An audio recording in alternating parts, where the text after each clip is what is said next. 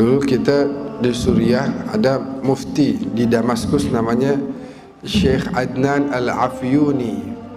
Kira-kira setahun lalu meninggal dunia, dibom di mobilnya lagi dalam perjalanan dakwah. Sering kemari berapa kali, selalu ke tempatnya Habib Lutfi bin Yahya.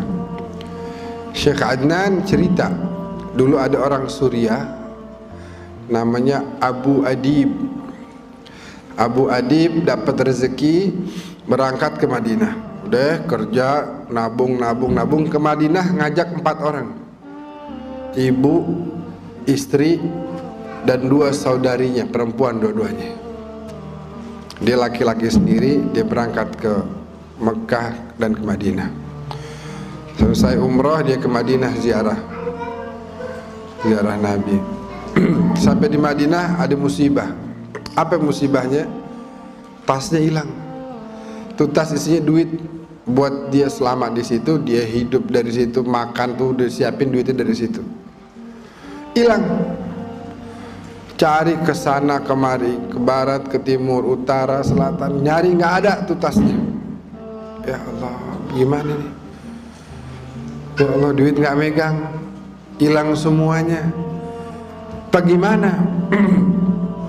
Dia keingetan dawuhnya para ulama yang mengatakan bahwasanya kalau idza daqat bikal ahwalu yawman fa'akthir fi salati ala Muhammad. Kalau seandainya kondisimu lagi sulit, maka perbanyaklah baca salawat kepada Nabi Muhammad sallallahu alaihi wasallam. Dia keingetan tuh, waduh sekarang saya lagi sulit, keliling-keliling hotel, jalanan, gak ketemu tuh tas. Dia keingetan bahwa kalau dalam kondisi sulit, perbanyak aja baca sholawat. Perbanyak aja baca sholawat. Baca sholawat itu luar biasa, Bu. Siapa orang sholawat 1 kali, Allah sholawat 10 kali. Siapa orang sholawat 10 kali, Allah sholawat 100. Siapa orang sholawat 100, Allah sholawat 1000 kepada dia. Siapa orang sholawat 1000, hurrima jasaduhu minan nar, maka diharamkan jasadnya masuk ke dalam neraka. Orang sholawat 1 hari 1000 kali bisa istiqamah, maka gampang kok 1000. Dulu kiai-kiai dulu tuh kalau ditanya gimana santri-santri, ini santri pada malas. Kenapa? Masa baca tahlil sehari cuma bisa 5000 kali? Oh dulu gitu dianggap malas tuh. Oh kita 15 kali aja jarang. Ini 5000 rutin tiap hari dibilang malas. Kata siapa tuh di Jawa Tengah ada kiai, wah kalian pada jadi orang bangkrut semuanya, bangkrut. Kenapa? Kata yang lain tanya kenapa? Ini nggak bisa baca tahlil cuma 5000 doang, baca la ilaha illallahnya setiap hari.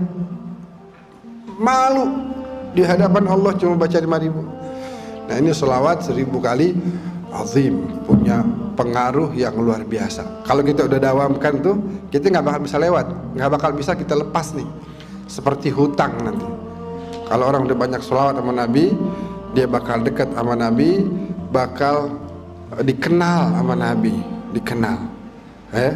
Nah, orang ini datang ke Ar-Raudhah Asy-Syarifah, datang ke antara makam Nabi dan mimbarnya.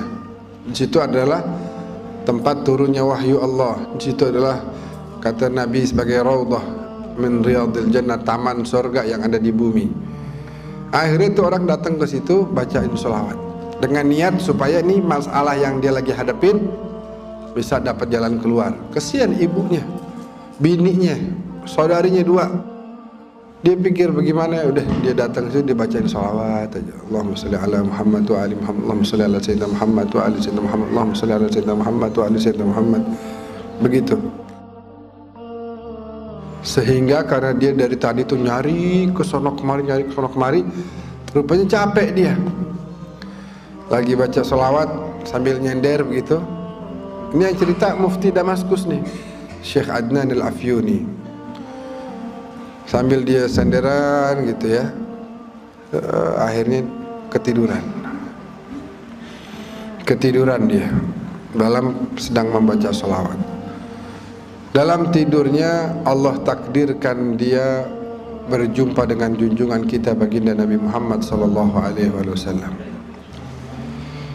Dan orang kalau dia ngelihat Nabi, sebagaimana beliau sabdakan, man ra'ani fil manam faqad ra'ani fa inna syaitana la yatamatsalu bi. Siapa orang lihat aku di dalam tidurnya, dalam mimpinya, sungguh dia telah melihatku. Karena yang namanya syaitan atau jin tidak mampu menyerupai para nabi, apalagi Nabi Muhammad sallallahu alaihi wasallam. Nabi bilang, "Ya Aba Adib, wahai Aba Adib, ya Rasulullah, tamu antum, ana tamu antum, ana gharib, anda datang dari jauh, nggak kenal orang, siapa-siapa di sini nggak tahu. Datang bawa bekal buat makan, buat tinggal di sini, hilang. Ya Rasulullah, antum sahibul bait, tolong jamu saya nih, cariin jalan keluar buat masalah saya." Kata Rasulullah apa? "Ya Aba Adib, idhab ila bab fulani, pergilah engkau ke pintu sekian." Nabi itu makamnya ada pintu-pintu. Itu 1, 2, 3, 4, 5, 6, 7, 8 sampai 30-an kalau nggak salah. Pergi engkau ke pintu sekian, disebut sama Nabi. Nanti ada penjaga makam di situ, namanya Utsman. Bilang sama dia bahwasanya inna Rasulullah yuqri'uka salam. Nabi Muhammad bilang kirim salam sama dia. Bilang sama si Utsman, engkau setiap hari bersolawat 1000 kali kepada Nabi.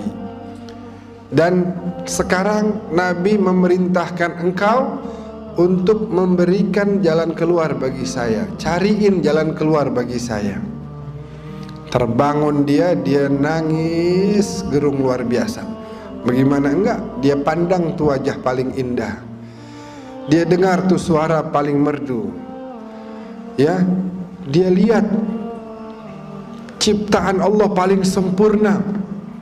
Buru-buru dia salam ke pusara suci Rasulullah, lalu dia cari ke pintu sekian, terus dia bilang, "Afikum Utsman, ada dari kalian nih para penjaga yang namanya Utsman?" Terus satu orang bilang, "Hadza, ini orang ini si Utsman." Terus, "Boleh saya bicara sama antum?" "Boleh." "Ya Utsman, saya Abu Adib dari Suriah. Baru aja saya dalam mimpi melihat Rasulullah dan Rasulullah mengirim salam buat antum. Rasulullah bilang sholawat antum yang 1000 kali tiap hari beliau terima. Dan Rasulullah perintahkan antum untuk mencarikan jalan keluar untuk saya." Itu yang namanya Utsman nangis-nangis. Terus dia bilang, sini, kita ngobrol di kantor saya. Coba cerita gimana? Diceritain lagi. "Ya Utsman, saya Abu Adib dari Suriah. Barusan mimpi ketemu Nabi kirim salam sama antum. Nabi bilang sholawat yang 1000 Nabi terima, dan Nabi minta sekarang antum carikan jalan keluar bagi saya." "Antum ke rumah ana? Ayo antum ke rumah ana." Di mobil ditanya lagi, Gimana ceritanya?" "Wahai Utsman, ana Abu Adib dari Suriah." Ini 3 kali udah nanya nih. "Saya mimpi ketemu Rasulullah kirim salam sama antum. Nabi bilang sholawat antum yang 1000 udah beliau terima. Nabi minta antum carikan jalan keluar buat saya." Sampai di rumahnya disiapin makan. Sebelum makan ditanya lagi gimana ceritanya. Diceritain lagi. Selesai makan ditanya lagi. Lagi minum teh ditanya lagi. Akhirnya kata si Abu Adib, "Udah dah, capek juga nih. Ente percaya apa enggak sih? Tadi ada cerita udah berkali-kali. Gini aja deh, ente kalau mau percaya ahlan wa sahlan, silakan carikan jalan keluar. Tapi kalau ente nggak percaya, izinkan anak pulang aja. Mungkin ente anggap anak ini bohong." Tapi emang begitu, ana mimpi tadi begitu, apa adanya ana sampaikan. Kata si Utsman, laqad saddaqtuka min marratil ula. Dari pertama kali engkau cerita, aku udah percaya. Tapi ucapanmu Rasulullah kirim salam kepadaku itu ingin aku dengar lagi, aku dengar lagi, aku dengar lagi, saking aku senangnya. Tiap dengar kabar dapat ucapan Rasulullah yuqri'uka salam. Aduh, Rasulullah kirim salam, bagaimana hati saya nggak mau seneng.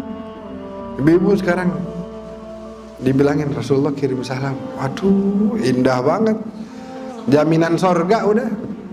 Rasulullah kirim salam, iya kan?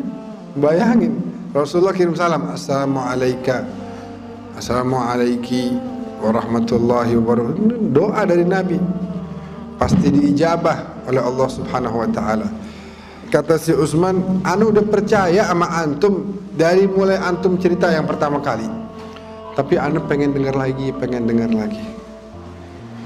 Tuh indah apa enggak Ibu? Indah kan? Katanya si Utsman akhirnya, sekarang semua keperluanmu aku yang tanggung.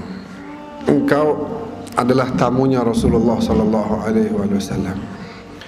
Maka sebuah kemuliaan untuk saya menjamu tamunya kekasih saya Rasulullah sallallahu alaihi wasallam. Antum bisa bayangin tuh, kemuliaan yang didapat sebenarnya lebih kepada si Utsman daripada si Abu Adib. Kenapa? Karena dia mendapatkan amanah, kepercayaan dari Nabi. Nabi meminta kepadanya satu permintaan, dan itu kemudian menjadi penyebab kemuliaan bagi dia. Bagaimana dia bisa dapatkan kemuliaan tersebut? Dengan tadi, tiap hari dia baca salawatnya berapa? 1000 kali. Abu Adib membaca beberapa kali, kemudian Allah berikan jalan keluar atas masalah yang sedang menimpa dirinya. Jadi kalau kita mau melazimkan itu, mendawamkan itu, maka akan terasa begitu banyak perubahan-perubahan yang terjadi dalam diri kita. Baik itu yang sifatnya zahir, rezeki kita, kesehatan kita, perjalanan usaha kita, bisnis kita, semuanya akan mendapatkan kemudahan demi kemudahan. Ataupun batin kita. Karena dengan salawat Nabi tinggal di hati kita, maka Nabi nggak akan pernah bersatu dengan yang namanya rijis. Kotoran-kotoran akan hilang dari hati kita. Kenapa? Karena Allah tidak mungkin menyatukan Nabi dengan kotoran. Kalau sudah Nabi tinggal berada, menetap di hati kita, itu yang namanya sifat hasud, yang namanya iri, dengki, dan lain sebagainya akan hilang. Yang akan menetap di hati kita adalah cahaya dari junjungan kita baginda Nabi Muhammad sallallahu alaihi wasallam. Amin ya rabbal alamin.